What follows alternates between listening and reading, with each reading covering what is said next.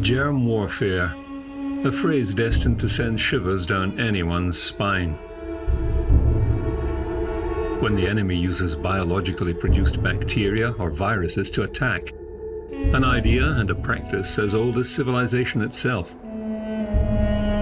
From the Scythian warriors who dipped their arrowheads in the decomposing bodies of the fallen 2 millennia ago, to the madman who mailed anthrax to US government officials early in our own century.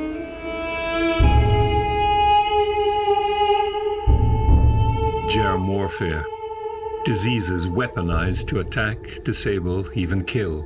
Weapons of mass destruction of the most hideous kind. But what if such agents of war came not from the enemies we know, but from within our own ranks? A new enemy is emerging. Neither superpower nor rogue nation, neither terrorist group nor crazed individual. No. This new enemy is the natural world itself, a microscopic realm of bacteria. Bacteria within us. And not just any bacteria, but the so-called superbugs. These new agents of germ warfare are fighting back in response to decades of attack by us and the antibiotics that began with Fleming's discovery of penicillin in the 1920s and have since become our weapons of choice.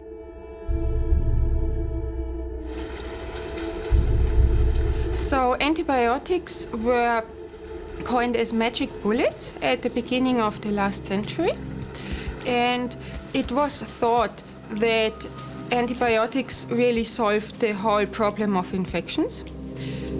However, after the use of antibiotics, it became apparent that resistance develops in the bacteria. So it has turned out that we need to be really more careful in how we use antibiotics and when.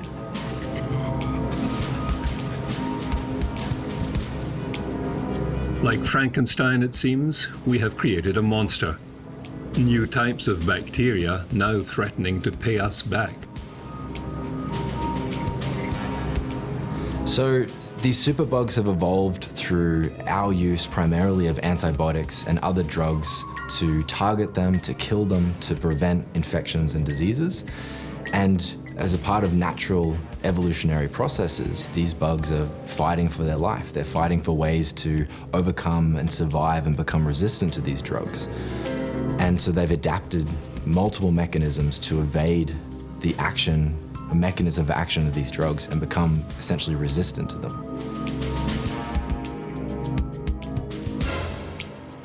These superbugs are trying to take our fortress by stealth, creeping into our hospitals and homes, deployed on every surface and in tap water, covering our skin, playing a waiting game, invisible and potentially deadly. And so we find ourselves at war.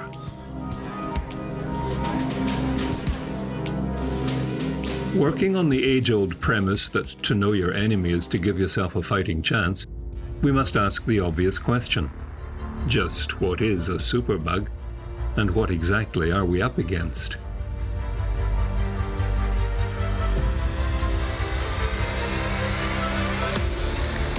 Superbug.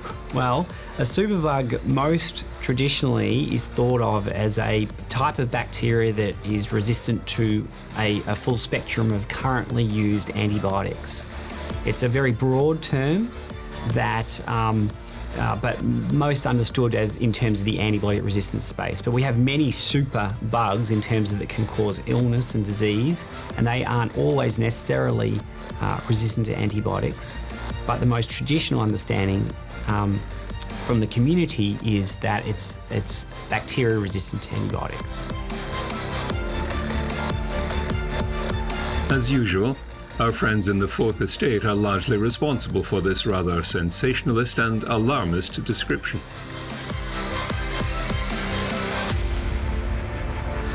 How I interpret a superbug?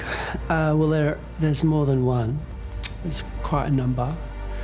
And superbug is a media term.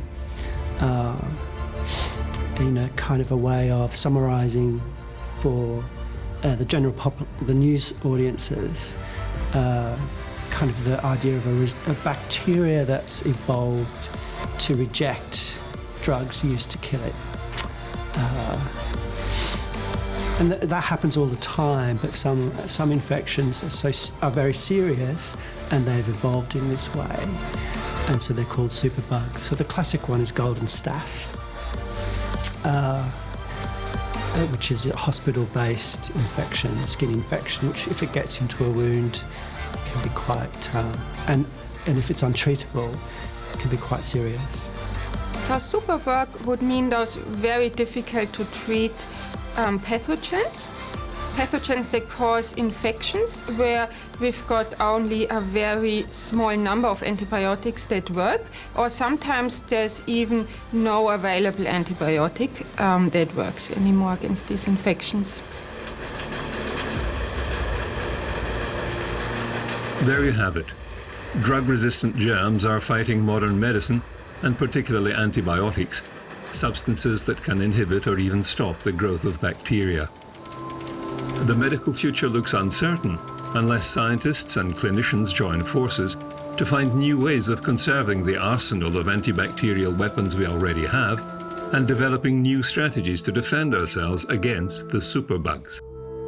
In a sense, we have become our own worst enemies.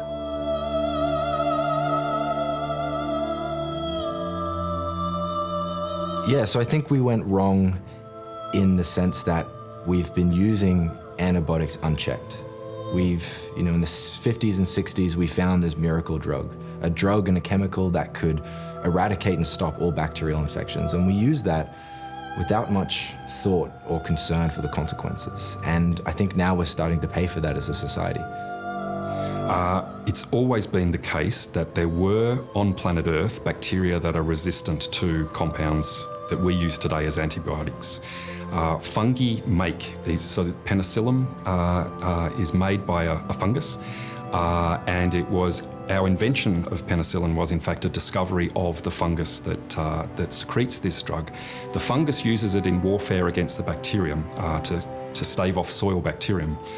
So there have always been drug-resistant bacteria because there have always been drugs, it's just that we weren't using them as drugs previously. What we see now, though, is a huge increase in the prevalence of the antibiotic-resistant bacteria. Within a population, if you're not throwing too much antibiotic into the environment, you would expect that a really small number of the total population of bacteria would be resistant. If one of them infects you, then in the olden days, it was most likely going to be an antibiotic-susceptible one simply because of the numbers.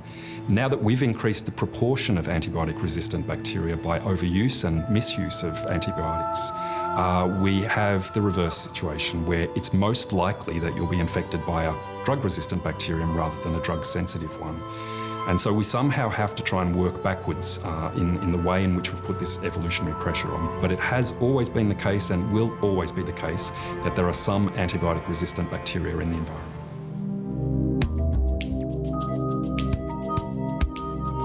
Paradoxically, it's when the medical experts we know and trust are doing their best to help that some of the greatest dangers arise.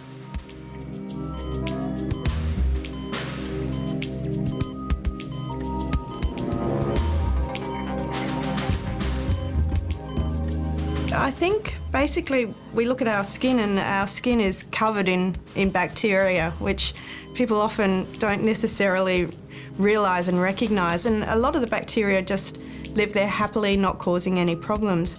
But when you do surgery, so when you make a cut in the skin, these bacteria on the skin can suddenly get into the wound, and in that setting they then instigate the infection. But exactly the reason why they go from living happily and harmoniously on our skin to causing problems in the wound is something that we're really only just beginning to understand, and it's quite a fascinating area as to why these bacteria behave badly in the setting of a wound. They behave so badly, in fact, that some experts are predicting doomsday effects flowing from apparently innocuous causes. If we don't manage new ways to combat antibiotic resistance, the worst case scenario would be catastrophic. I think people will regularly die of scratches and cuts and regular abrasions. I think all of modern medicine would change. Going into surgery would now be a life-threatening decision. Do you put yourself at risk from contracting an antibiotic-resistant infection that we have no mechanism to cure? It's a terrifying prospect. I guess the fears for us is really that we know that a lot of surgical procedures, for example, joint replacement surgery, have lots of benefits for patients. So people who have arthritis are able to then walk around without pain and live normal, happy, fulfilled lives. But the concern for me is if we begin to see increasing amounts of bacteria that are resistant to antibiotics, perhaps those benefits from the surgery will be eroded. So many of the advances that we've made in patient care, particularly in surgery, may be eroded by this increasing amount of drug-resistant bacteria. And that's probably one of the biggest fears I have, that all the wonderful advances we've made in modern medicine may actually be negated by the emergence of drug-resistant bacteria. But rumours of our impending demise may be ill-founded. There is some good news amidst all the doom and gloom, especially if you live in a country like Australia. Sometimes the tyranny of distance can be a blessing in disguise.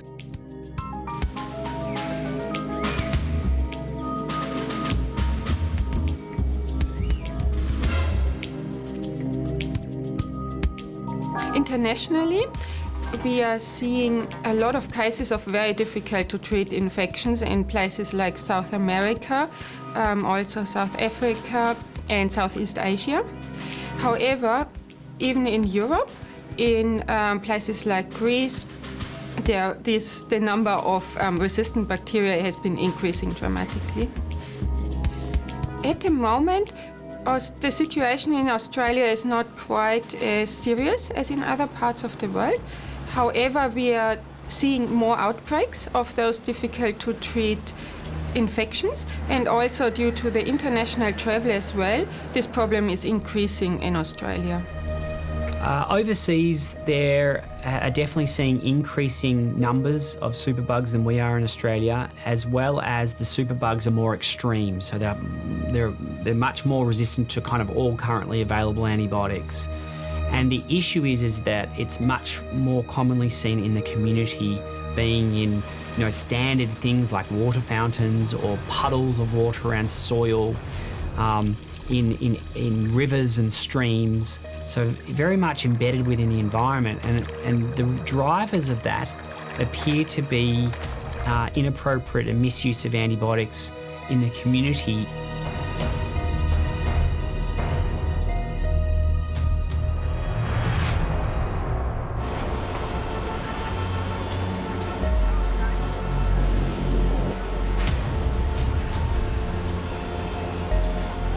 We also have infections from people coming, whether it be travellers who have, or people who have recently travelled who then develop an infection, and we know that if they've been travelling to certain countries, they're at much higher risk for an antibiotic-resistant infection or a superbug-type infection. And this is particularly relevant for Australia because the very high rates are within our neighbours, our region, whether it be parts of Southern Asia or Southeast Asia, we know that there's very high rates of superbugs within the community. And if any of us travelled to these parts of the world and came back, we would have a very high chance of being a carrier of a superbug within our gut. And rates of that would be in Southern Asia, it's probably about 70% of us coming back would be a potential carrier of a superbug within our gastrointestinal tract.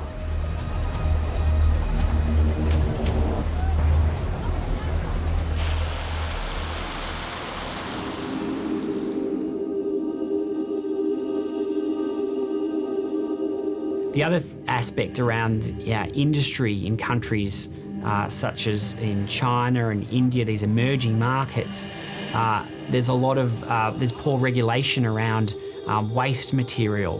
So from big pharmaceutical companies, if you sample the water around a big industry, a lot of that water will have high concentrations of antibiotics in it. And that goes then into the soils and the streams, and then that drives the environmental bacteria to become resistant to our antibiotics that we need to use for humans, and creates a big problem in the community.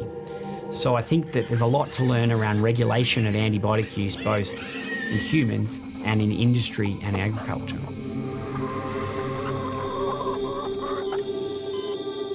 Problems may also arise not because of invasions from abroad, but as a result of invasive surgery. So I think in the hospital setting, the most common cases that we see relate to infections from foreign medical devices, whether it be catheters or ventilator tubing. And all these sort of processes and these interventions, whether it's a catheter or in the vascular system or the urinary system or the ventilator tubing, it disrupts our normal immune responses and our normal defences against invading bacteria.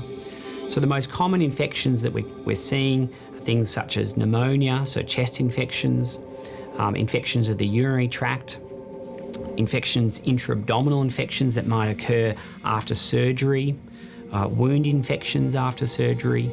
So that's the sort of most common group of infections that we're seeing.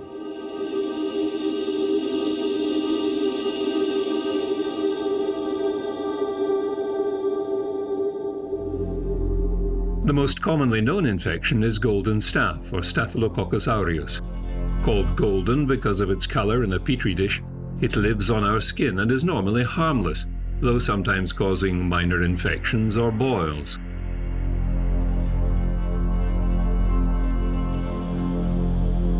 But it is a big problem in hospital environments. Transmitted through intravenous lines, catheters, and surgical wounds, it can also spread via physical contact, respiratory droplets, and food. It is also becoming harder to defeat.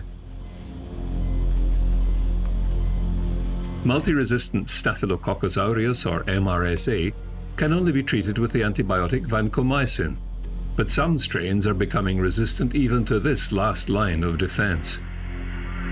A golden staph bacterium partially resistant to vancomycin was found in Japan and designated Visa for vancomycin intermediate Staphylococcus aureus.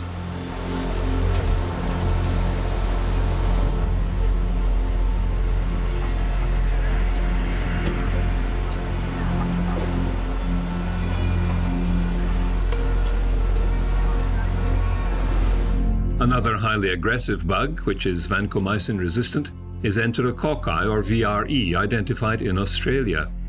This is a bacterium that lives in our gastrointestinal and genital tracts and can be a problem in post-operative patients, infecting wounds and causing septicemia and endocarditis, or heart infections, and urinary tract infections.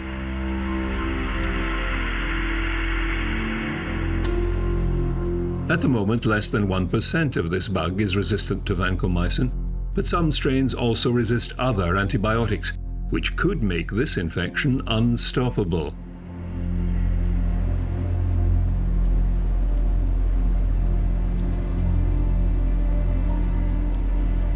Streptococcus pneumoniae spreads through respiratory droplets and can also cause meningitis and septicemia, or blood poisoning. It can also cause sinusitis, bronchitis, and ear infections. In Australia, half the strains are resistant to one antibiotic, and some 30% are resistant to 3 or 4. As such, a common infection in people, Streptococcus is considered potentially more dangerous than golden staph.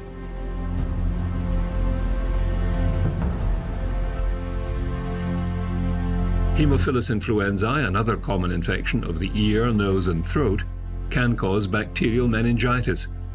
25% of strains resist most common antibiotics.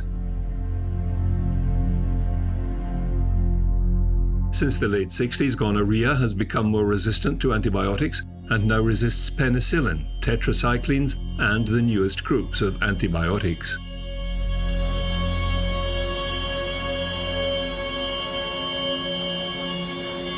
There's an old joke about not going into hospital for fear of coming out with something worse than what put you there in the first place. Some well-informed people aren't laughing.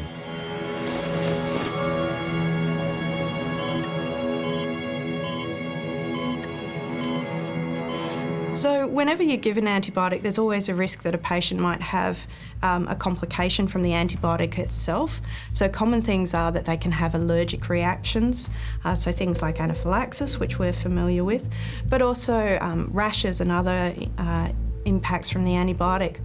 But also we know that the antibiotics increase your risk of getting other infections, and these infections are due to more resistant bacteria. So they can get diarrheal infections due to organisms like Clostridium difficile, but also, strangely enough, when you're giving these antibiotics to prevent wound infections, it actually increases the risk of getting wound infections to more resistant bacteria.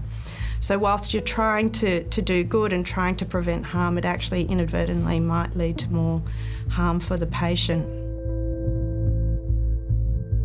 Anaphylaxis is an acute allergic reaction to the introduction of foreign substances into the body.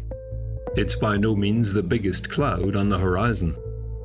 So my worst fear is that we lose control and we no longer have any antibiotics or any drugs available to treat and combat some common infections, and that a lot of modern medicine is going to be essentially abolished. We'll no longer be able to perform surgeries. Many clinical settings and clinical procedures won't be feasible due to the threat of these antibiotic infections, antibiotic-resistant infections that we can no longer treat. Like most wars, this one is being fought on several fronts at once.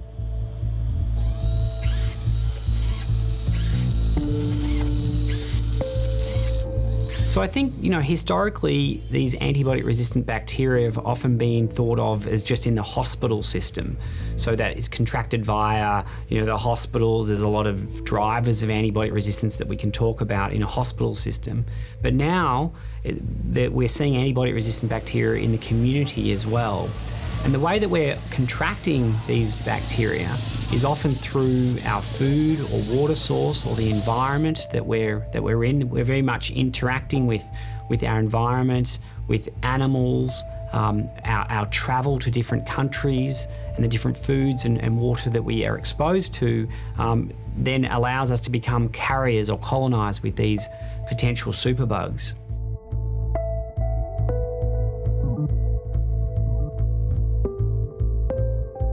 Once again, there are those who can see the way forward.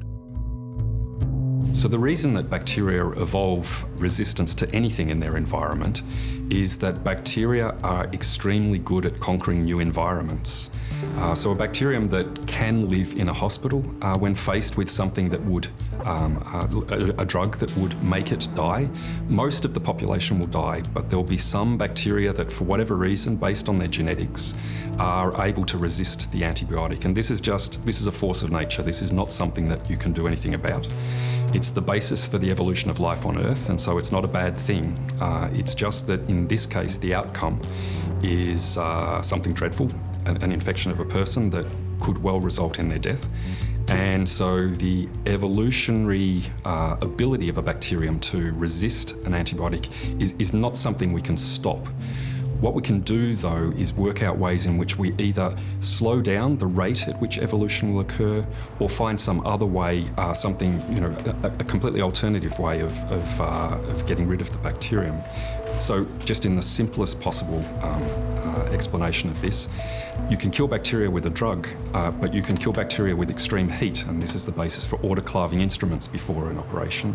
You can kill bacteria with extremely caustic soaps, and this is the basis for scrubbing down hospital theatres afterwards. So there are other ways that bacteria can be killed, and what we need to find are therapies that would be alternatives to the drugs in order to get around this problem of the evolution of drug resistance.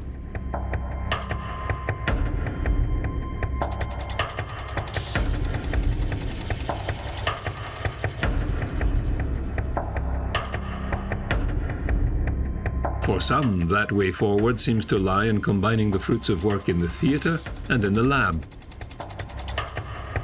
So my research at Monash is in prevention of infections following surgery, so a lot of trial work, also looking at why infections develop. But then also I look at how do we use antibiotics wisely, particularly in the surgical setting. So there's a lot of symmetry between my clinical work and my academic work.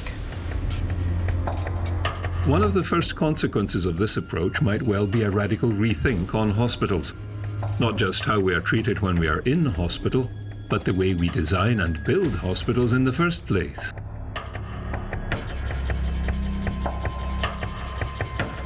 Yeah, I think hospital design is really crucial. I think that superbugs within a hospital setting not only can be on the patients and on the devices around the patient, but that they can be in the hospital environment.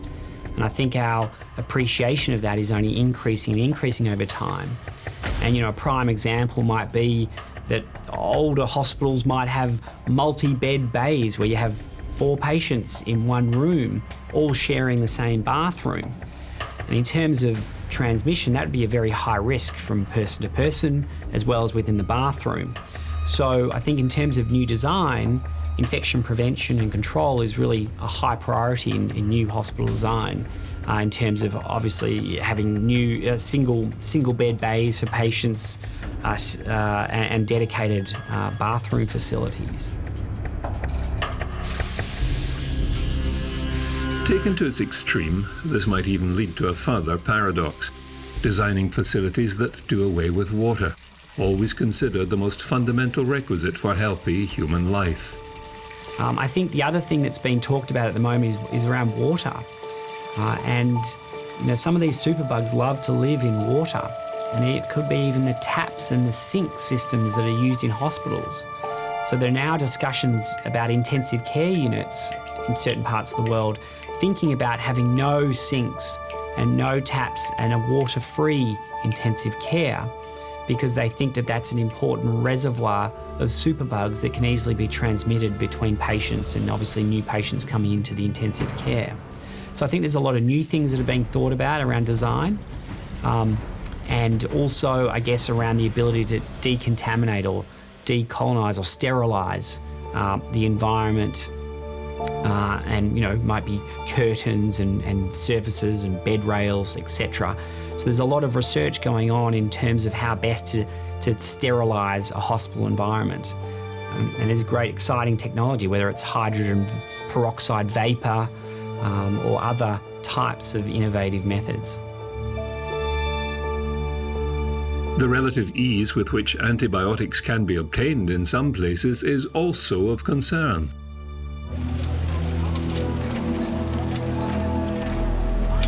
So, for example, not needing a script to get antibiotics, they can go straight to a pharmacist and just get antibiotics without a doctor requiring a script. So that is very common in many parts around the world, particularly in resource-limited settings. In other words, we need to pay closer attention not only to our hospitals, but to the wider world in which the use of antibiotics, sometimes without due care and attention to the consequences, has become so widespread.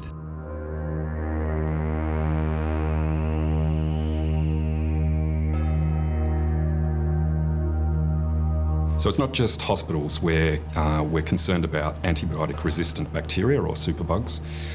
Environmentally, they're a big problem too. In agriculture, we use antifungal sprays on our crops, and these are very similar to the antifungal drugs that we would use in a hospital to treat a patient with a fungal infection. We also use antibiotics in agriculture, sometimes therapeutically to treat animals to prevent infections, but often not therapeutically, but rather because they improve the rate of growth. And so pigs, for example, are fed antibiotics. As a result, the bacteria on them and in them are antibiotic resistant. And on top of that, you have antibiotic residues that occur in their meat and in their faeces, which are then used to fertilise crops, and so we're constantly overloading the environment outside of hospitals to promote the evolution of antibiotic-resistant superbugs. Inadvertently, not because we wanted to, but it's a big problem. You therefore have community-acquired infections by superbugs as well, where people just by being out in this environment can acquire infections as the basis of superbugs. In the end, it will be the case that a simple scratch from gardening could be something that would give you a really dreadful infection that may not respond to the antibiotics that the hospital has.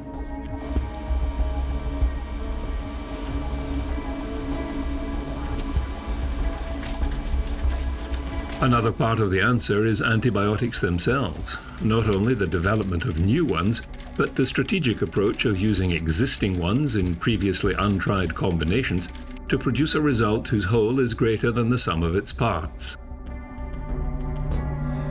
So there's several strategies that are being pursued at the BDI here at Monash that are alternatives to coming up with new drugs. One of the fascinating things is the idea of using multiple either antibiotics or an antibiotic and a different drug, which can be used in a combination therapy that will be more difficult for the bacterium to become resistant to. It doesn't stop resistance, but what it does is extend the window over which it takes evolution to finally catch up to becoming resistant to this therapy. Ultimately, perhaps we will come across a combination therapy, which will be impossible for bacteria to become resistant to. That's a great hope, of course. Another thing that we're doing is to move right away from the idea of drug resistance. So there are several people here at the BDI who are looking at ways in which you could instead treat the patient as opposed to the infection. And by that I mean to stimulate their immune systems, to use a drug, or which may be a drug that's existing if we can work out the right sort of way of delivering it, or it may be a drug which needs to be discovered. But the idea here would be that if you had a compound which would promote the immune system to make it stronger than the bacterial infection, or indeed the fungal infection, then you have opportunities where you can treat the patient rather than treating the infection. The great advantage of this strategy is that the patient won't become resistant to this drug. So this is a drug which you can rely on over generations. The bacteria won't know what's coming, and they won't be able to respond to the fact that a super aggressive immune system is now hunting them down.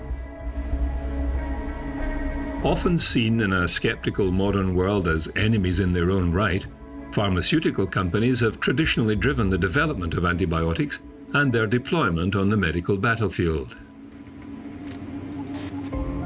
So I think that historically there was a lot of interest in antibiotics, but from a business sort of model for industry and big pharma, antibiotics were a really challenging area because you develop an antibiotic, all the doctors want to try and prevent use of that antibiotic because they want to save it because it's very, precious in terms of its utility. And then by the time that the patent is up, then they've just started to use it.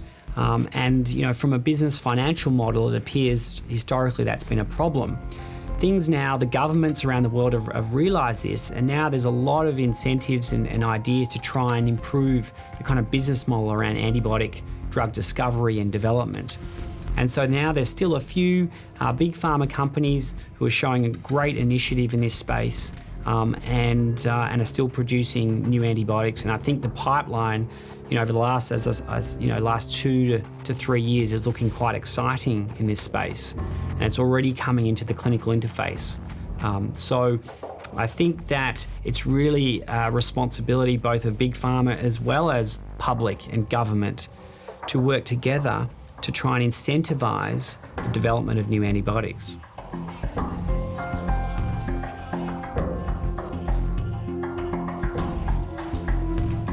Monash University in Melbourne, Australia, is on the cutting edge of this research with a multifaceted approach to the problem. My work involves studies in a laboratory where we look at the effects of different antibiotic treatments on difficult to treat bacteria. And also it involves mathematical modeling in order to describe the relationship between antibiotic concentrations and effects.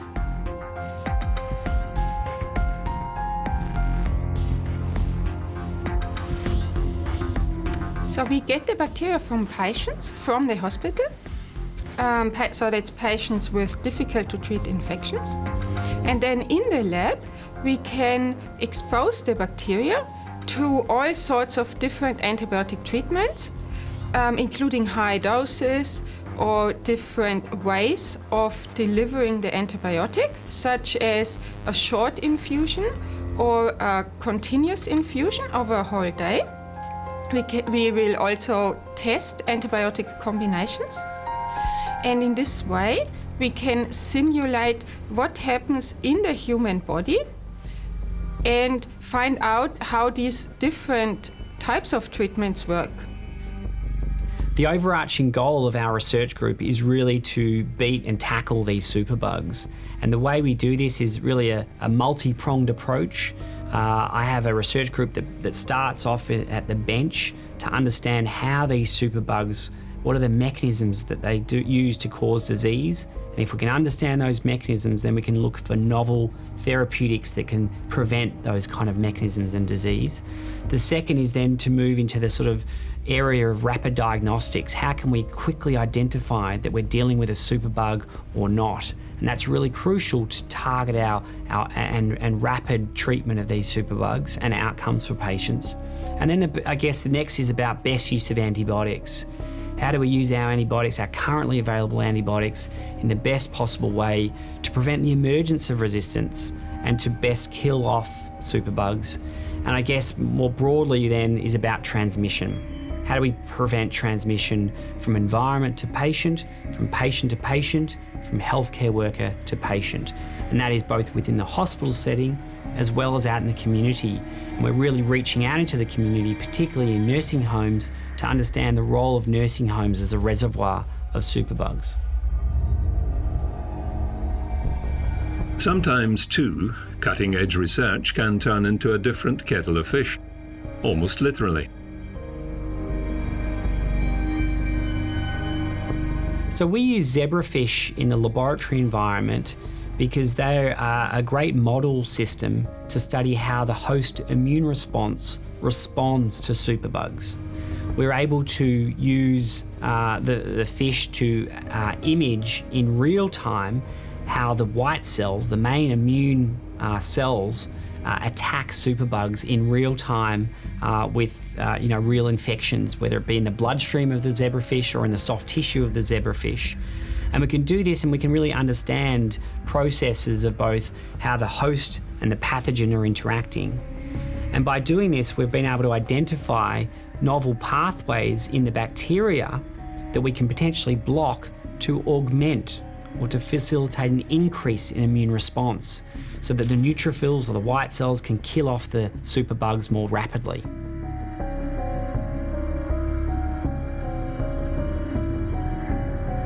So zebrafish have the real advantage of, particularly in their early phase, which is called the embryos, they're transparent. So we can do microscopy imaging of the zebrafish during an infection and in real time. The other thing is that we can manipulate the genetics of the fish, so we can actually have fluorescent white cells.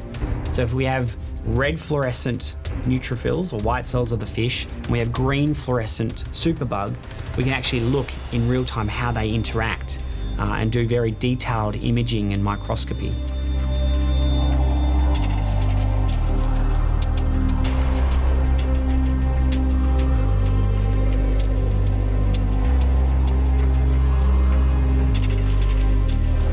Sometimes it's not a matter of finding something new, but of taking a fresh look at something once known but perhaps forgotten. For example, there is an antibiotic that fell out of favour many decades ago.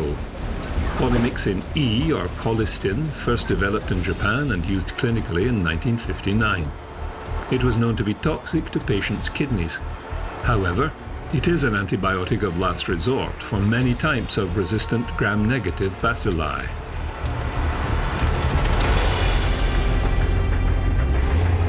We came to work on colistin because it was starting to be used increasingly, and in recognition of the fact that it was introduced back in the 1950s, it came onto the market at a time when there were not many studies done during development of a drug to understand how to best use the drug, to understand its pharmacology and so forth. And so basically, doctors, when they needed to start using colistin again, were basically shooting in the dark. They didn't really know which doses to use for particular patients. So the work that we've been doing is basically developing essentially the large body of evidence for how to best use colistin. That's the work that we've been doing. Last but not least, what if we were able to turn the tables on the superbugs and do what they have been doing to us, attacking them from within? Another area of renewed interest is in bacteriophage, an almost forgotten field of research. There are some pockets of continued use of this little-known treatment, which uses the viruses that live within bacteria to consume them. Research is gathering momentum on phages and the lytic proteins which can cause dissolution of bacterial cells. So a bacteriophage is a tiny, tiny virus, and it's a specialized virus that only infects and kills bacterial cells. So it doesn't recognize or infect human cells. It won't affect the general microbiota. In fact, it's highly specific for a specific bacterial strain, and it will bind, infect, and replicate within that bacterial cell, and then it will eventually burst and kill that bacterial cell and release more phage back out into the surrounding environment. Once again, it seems the use of bacteriophages is a case of relearning what we already knew and turning it to our advantage. Phages were discovered in 1917 by a doctor called Félix de Herelle, and he was a French-Canadian microbiologist, and he noticed these plaques or zones of clearing on his bacterial plate, and he did a lot of study and investigation on them and proposed them as a virus that infects and predates on bacterial cells. So they've been around or known about by humans for over 100 years. In fact, we discovered phages before we discovered antibiotics, and they were used as an antimicrobial agent for 20, 30 years before Alexander Fleming discovered and used penicillin.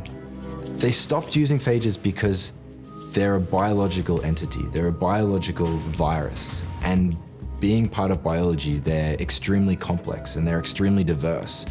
And so unlike antibiotics, which are defined chemicals that we know their structure and the mechanism of action, phages are very different. They can be extremely unique, extremely diverse, and that makes understanding them and applying them much, much more complex. And so it's taken us a long time to understand their biology and to be able to use them in a therapeutic setting. While war has often opposed East and West, the war on superbugs makes allies of enemies in a common cause. So Eastern Europe never really gave up on phage therapy. A lot of labs and institutes in Poland and Georgia and Russia continued on with phage, not only research, but also therapy. And while the West was caught up in antibiotics and their use as a miracle drug, a lot of Eastern Europe still used phages as a way to treat and combat bacterial disease. And still to this day, one of the biggest phage therapy clinics in the world, the liable Institute, is based in the Republic of Georgia in Eastern Europe. There's more phages than any other organism on the planet. And so they're everywhere. But the problem with phages is that they're highly specific. They'll only typically recognize a certain type of bacteria. So in order to use them therapeutically, you need to isolate and identify the phage to be able to use it to treat and target a specific bacterial infection. So what the clinics and research institutes in Eastern Europe have done have stockpiled huge collections of phages, huge libraries of phages that have antimicrobial activity against a broad range of different pathogens. And they've had this experience in these libraries for decades now, and they're now using these to treat difficult to combat bacterial infections. Phages, new drugs, clever hospitals, a responsible approach to antibiotics and their use, all well and good. But what if none of the above should work? Where would that leave humanity in its war against the superbugs? What I think is a real tragedy, so the ultimate irony is that as we get better and better at defeating cancer through the research investment that's been made and the clever therapies that have come about, more and more of the people who die as a result of cancer will die from infections. They'll die from infections because of operations they have to save their lives from the tumour or from the other cancers. And they will end up with a post-operative infection which is multi-drug resistant, which the doctors can't do anything about, and that will be their fate. Particularly in the case where the person may have had to undergo chemotherapy or radiotherapy, which impacts their immune system. And I just think this is such a dreadful dilemma that we really have to up our game in terms of what we do, looking into research on infections, on microbes, on bacteria, on fungi, to make sure that this terrible tragedy doesn't eventuate.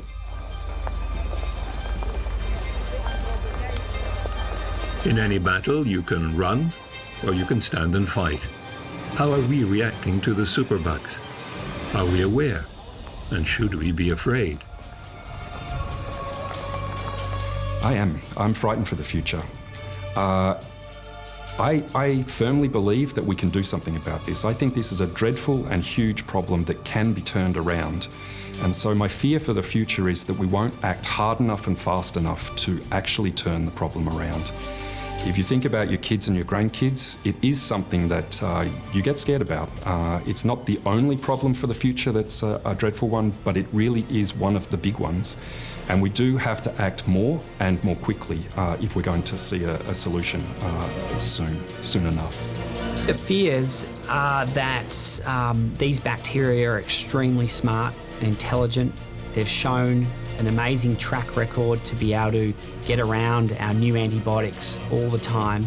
And I guess our fear is that if we let our guard down, or if we take this for granted in some way, or take our antibiotics for granted in some way, that these bacteria will push on and really will become resistant to everything that we have in a highly prevalent manner and cause very life-threatening and serious infections. So I think that's a real driver for humans and innovation, is to stay one step ahead of these very, very, very smart superbugs.